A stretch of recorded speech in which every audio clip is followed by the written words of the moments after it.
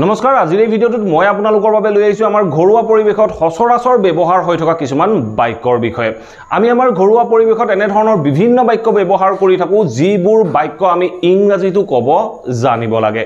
এই ঘৰুৱা বাক্যবোৰৰ সহায়ত আমি বিভিন্ন বাক্য ফৰ্ম কৰিব পাৰো বা এই যি কিটা ঘৰুৱা বাক্য আপোনালোকৰ বাবে লৈ আহিছো এই বাক্যবোৰৰ সহায়ত আপুনি আপোনাৰ ডেইলি লাইফত ইউজ হৈ থকা বিভিন্ন বাক্য ফৰ্ম কৰিব পাৰিব গতিকে ভিডিঅ'টো খুব ইন্টাৰেষ্টিং আৰু খুব ইম্পৰ্টেন্ট হ'ব আপোনালোকে স্কিপ নকৰাকৈ হেকলৈকে চাব সহজে এনে ধৰণৰ বাক্যবোৰ ফৰ্ম কৰিব পাৰিব আৰু আপোনালোকৰ মাজৰ কোনো লাৰ্নাৰ্ছে যদি মোৰ হৈতে অনলাইন মাধ্যমৰ জৰিয়তে স্পোকেন ইংলিশ বা ইংলিশ গ্ৰামাৰ শিকিব বিচাৰে তেতিয়ালে স্ক্ৰিনত ওলাই থকা নাম্বাৰটোত আপোনালোকৰ নাম আৰু এড্ৰেছ WhatsApp কৰক আমাৰ ফালৰ পৰা আপোনালোকক ক্লাছৰ সবিশেষ জনোৱা হ'ব আৰু খুব সোনকালে ৰাতি 9 বজাৰ পৰা এটা অনলাইন বেচ ষ্টাৰ্ট হ'ব যদি আপোনালোকে সেই বেচটোত এনৰোল হ'ব বিচাৰে তেতিয়া হলে সোনকালে যোগাযোগ কৰক সো আহক এটা ভিডিওটো আৰম্ভ কৰো আমি আমাৰ ডেইলি লাইফত এনে ধৰণৰ বিভিন্ন বাক্য ক'ব লগা হয় যে মোলৈ অপেক্ষা কৰাৰ কোনো প্ৰয়োজন নাই বা এই বেগটো লৈ যোৱাৰ কোনো প্ৰয়োজন নাই এনে ধৰণে যেতিয়া আমি বাক্যটোত কোনো প্ৰয়োজন নাই বুলি ক'বলৈ যাওঁ তেনেকুৱা ক্ষেত্ৰত আমি কেনেদৰে বাক্যবোৰ ফৰ্ম কৰিব পাৰো দুই তিনটা এক্সাম্পলৰ মাধ্যমেৰে এক বুজিবলৈ যত্ন কৰো সো প্ৰথম বাক্যটো সব প্ৰথম বাক্যটো কি কৈছে no need to carry this bag with you এই বাক্যটো সব কি কৈছে no need to carry this bag with you এই বাক্যটো অৰ্থ হ'ল এই বেগটো নো নিড টু ক্যাৰি লৈ যোৱাৰ কোনো প্ৰয়োজন নাই নো নিড টু ক্যাৰি দিস বেগ এই বেগটো উইথ ইউ তোমাৰ লগত এই বেগটো লৈ যোৱাৰ কোনো প্ৰয়োজন নাই এনে ধৰণে আমি বাক্যখিনি ফৰ্ম কৰিব পাৰো ঠিক আছে নেক্সট বাক্যটো চাওক নেক্সট বাক্যটো কি কৈছে no need to wait for me no need to wait for me মোৰ কাৰণে অপেক্ষা কৰাৰ কোনো প্ৰয়োজন নাই বুলি কওঁতে আমি বাক্যটোত ব্যৱহাৰ কৰিলো no need to wait for me ঠিক আছে নেক্সট বাক্যটো চাওক নেক্সট বাক্যটো কি কৈছে no need to know about that no need to know about that মানে এইটোৰ বিষয়ে জনাৰ কোনো প্ৰয়োজন নাই আমি কেতিয়াবা আমাৰ ঘৰৰ ল'ৰা ছোৱালী কওঁ যে এইবিলাকৰ বিষয়ে জনাৰ কোনো প্ৰয়োজন নাই বুলি কওঁতে আমি বাক্যটোত ব্যৱহাৰ কৰিলো no need to know about that এইবোৰৰ বিষয়ে বা সেইটোৰ বিষয়ে জনাৰ কোনো প্ৰয়োজন নাই কেতিয়াবা আমি কথা বতৰাৰ মাজত এনে ধৰণৰ কিছুমান বাক্য ক'ব লগা হয় যে মই এটো কৰিব নোৱাৰিম বা মই এটো কৰিবলৈ সমৰ্থন নহম এনে ধৰণে যদি ক'ব লগা হয় তেনেকুৱা ক্ষেত্ৰত আমি বাক্যটোত ব্যৱহাৰ কৰিব লাগে able to সো আমি কেনেদৰে বাক্যত ব্যৱহাৰ কৰিম দুটা এক্সাম্পলৰ মাধ্যমেৰে ইয়াক বুজি ল'বলৈ যত্ন কৰো সো ফাৰ্স্ট সেন্টেন্স কি কৈছে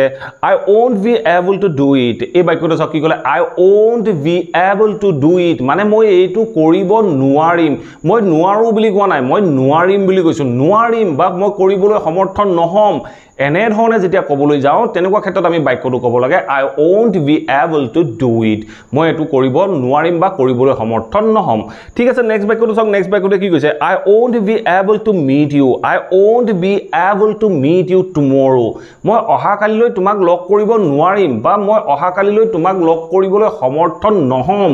এনে ধৰণে যেতিয়া ক'বলৈ যাওঁ তেনেকুৱা ক্ষেত্ৰত আমি বাক্যটো ক'লো I won't be able to meet you tomorrow কেতিয়াবা আমি আমাৰ ডেইলি লাইফত এনে ধৰণৰ কিছুমান বাক্য কওঁ যে মই ভাত খাবই লৈছিলো মই সেই কথাটোকে ক'ব লৈছিলো এনে ধৰণে যিবোৰ বাক্য কওঁ এই বাক্যবোৰ ক'বলৈ যাওঁতে আমি বাক্যটোত ব্যৱহাৰ কৰিব লগা হয় about to সো এই about to আমি কেনেদৰে বাক্যত ব্যৱহাৰ কৰিম দুটা সেন্টেন্স চাওঁ এই সেন্টেন্স দুটাৰ মাধ্যমেৰে আপোনালোকে সহজে বুজিব পাৰিব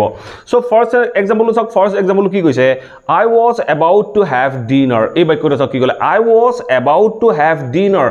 এই বাক্যটোৰ অৰ্থ হ'ল মই ভাত খাবই লৈছিলো ডিনাৰ কৰিবই লৈছিলো এনে ধৰণে ক'বলৈ যাওঁতে আমি বাক্যটো ক'লো I was about to have dinner ঠিক আছে নেক্সট বাক্যটো চাওক নেক্সট বাক্যটো কি কৈছে I was about to say the same thing এই বাক্যটো চাওক কি ক'লে I was about to say the same thing মই হে একেটা কথাকে ক'ব লৈছিলো বুলি কওঁতে মই বাক্যটো ক'লো I was about to say the same thing ধৰক আপোনাৰ সন্মুখত থকা মানুহজনে যিটো কথা ক'লে আপুনি সেই কথাটোকে ক'ব লৈছিলে তেনেকুৱা ক্ষেত্ৰত আপোনালোকে এই বাক্যটো ব্যৱহাৰ কৰিব পাৰে আৰু কেতিয়াবা আমি এনে ধৰণৰ কিছুমান বাক্য ক'ব লগা হয় যে কি হ'ব যদি তাই মোক সহায় নকৰে কি হ'ব যদি তাই তোমাক সহায় নকৰে বা কেতিয়াবা আমি কওঁ যে কি হ'ব যদি তাই এক্সামটোত ফেইল কৰে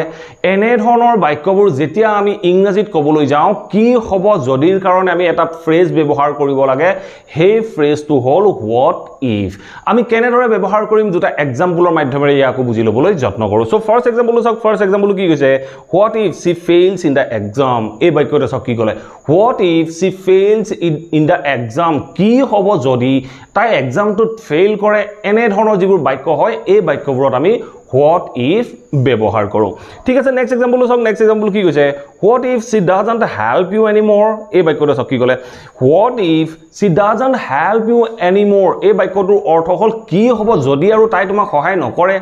কি হ'ব যদি আৰু তাই তোমাক সহায় নকৰে বুলি কওঁতে আমি বাক্যটো what if she doesn't help you anymore কি হ'ব যদি তাই আৰু তোমাক সহায় নকৰে এই আৰুটোৰ কাৰণে আমি বাক্যটোত ব্যৱহাৰ কৰিলো anymore আৰু কেতিয়াবা আমি এনে ধৰণৰ কিছুমান বাক্য কওঁ যে ধৈৰ্যৰ সীমা থকা উচিত গালি পৰাৰ এটা সীমা থকা উচিত এই ধৈৰ্যৰ সীমা থকা উচিত বুলি যেটো বাক্য কলো এই সীমাটোৰ কাৰণে আমি এটা ফ্ৰেজ ব্যৱহাৰ কৰিব লাগে লিমিট টু আমি কেনেদৰে ব্যৱহাৰ কৰিম দুটা এক্সাম্পলৰ মাধ্যমেৰে ইয়াকো বুজি ল'বলৈ যত্ন কৰো আহক সো ফাৰ্স্ট এক্সাম্পল চাওক ফাৰ্স্ট এক্সাম্পল কি কৈছে there should be a limit to patient এই বাক্যটো চাওক কি ক'লে there should be a limit to patient মানে ধৈৰ্যৰ এটা সীমা থকা উচিত ঠিক আছে নেক্সট বাক্যটো চাওক নেক্সট বাক্যটো কি কৈছে there should be a limit to scolding people এই বাক্যটো চাওক কি ক'লে there should be a limit to scolding people মানুহক গালি পৰাৰ এটা সীমা থকা উচিত বুলি কওঁতে আমি বাক্যটো ক'লো there should be a limit to scolding people আৰু কেতিয়াবা আমি এনে ধৰণৰ কিছুমান বাক্য কওঁ যে মই ইংৰাজী শিকিবলৈ বাধ্য তাই মোৰ লগত কথা পাতিবলৈ বাধ্য বা তাই মোক লগ কৰিবলৈ বাধ্য এনে ধৰণে যি বাধ্যৰ কথা কওঁ তেনেকুৱা ক্ষেত্ৰত আমি এটা ফ্ৰেজ ব্যৱহাৰ কৰিব পাৰোঁ হেতু হ'ল compel to সো আমি কেনেদৰে বাক্যটোত ব্যৱহাৰ কৰিম বা কেনেদৰে বাক্যখিনি ফৰ্ম কৰিম দুটা এক্সাম্পলৰ মাধ্যমেৰে ইয়াকো জানি ল'বলৈ যত্ন কৰো আহক সো ফাৰ্স্ট এক্সাম্পল চাওক ফাৰ্স্ট এক্সাম্পল কি কৈছে I am compelled to learn English এই বাক্যটো চাওক কি ক'লে I am compelled to learn English মই ইংৰাজী শিকিবলৈ বাধ্য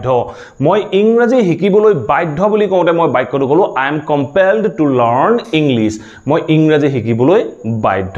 ঠিক আছে নেক্সট বাক্যটো চাওক নেক্সট বাক্যটো কি কৈছে she was compelled to meet me she was compelled to meet me তাই মোক লগ কৰিবলৈ বাধ্য আছিল তাই মোক লগ কৰিবলৈ বাধ্য আছিল বুলি কওঁতে আমি বাক্যটো ক'লো she was compelled to meet me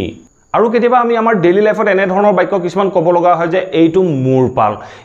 মোৰ পাল বুলি কওঁতে আমি বাক্যটো ক'ব লাগিব it's my turn এইটো মোৰ পাল এটা চাওক মই যদি অন্য এটা বাক্য কওঁ যে এইটো তাইক সহায় কৰা এইটো মোৰ পাল বুলি যদি মই ক'ব লগা হয় তেতিয়া মই বাক্যটো কেনে ধৰণে ক'ব পাৰোঁ তাইক সহায় কৰাৰ এইটো মোৰ পাল তেতিয়া মই বাক্যটো কেনে ধৰণে কম মই ক'ব পাৰোঁ যে it's my turn to help her তাইক সহায় কৰাৰ এইটো মোৰ পাল বুলি কওঁতে আমি বাক্যটো ক'লো it's my turn to help her আৰু আমি আমাৰ ডেইলি লাইফত কেতিয়াবা এনে ধৰণৰ বাক্য কিছুমানো ক'ব লগা হয় যে মই তাইক প্ৰায়ে লগ পাওঁ বা মই যদি কওঁ যে হি মোক প্ৰায়ে ৰাতি ফোন কৰে এনে ধৰণে যদি বাক্যবোৰ ক'ব লগা হয় আমি কেনেদৰে বাক্যটো ক'ব পাৰোঁ সো কেনেদৰে ক'ব লাগে তাৰ বিষয়ে দুটা এক্সাম্পলৰ মাধ্যমেৰে জানি ল'বলৈ যত্ন কৰোঁ সো ফাৰ্স্ট এক্সাম্পল চাওক ফাৰ্স্ট এক্সাম্পল কি কৈছে I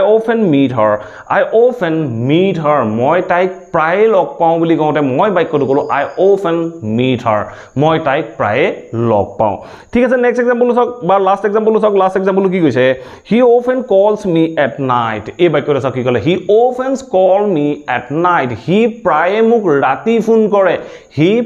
মোক ৰাতি ফোন কৰে বুলি কওঁতে মই বাক্যটো ক'লো he often calls me at night হি প্ৰায়ে মোক ৰাতি ফোন কৰে আশা কৰো এই ভিডিওটোত মই যি কেটা সেন্টেন্স ইনক্লুড কৰিলো এই সেন্টেন্স কেটাৰ সহায়ত আপোনালোকে বিভিন্ন বাক্য ফৰ্ম কৰিব পাৰিব আৰু আপুনি আপোনাৰ ডেইলি লাইফত ব্যৱহাৰ কৰিব পাৰিব যদি ভিডিওটো ভাল পালে প্লিজ ভিডিওটো লাইক কৰক আৰু সকলোৰে মাজত শেয়াৰ কৰি যাবলৈ সমুলি নাপাহৰিব আৰু যদি চেনেলটো সাবস্ক্ৰাইব কৰা নাই প্লিজ সাবস্ক্ৰাইব কৰিলে অল নটিফিকেশন অন কৰি ল'ব মই এনে ধৰণৰ ভিডিও আপোনালোকৰ বাবে ৰেগুলাৰ আপলোড কৰি থাকো আপোনালোকে নটিফিকেশন পাব আৰু ভিডিওবোৰ চাব পাৰিব thank you for watching this video have a nice day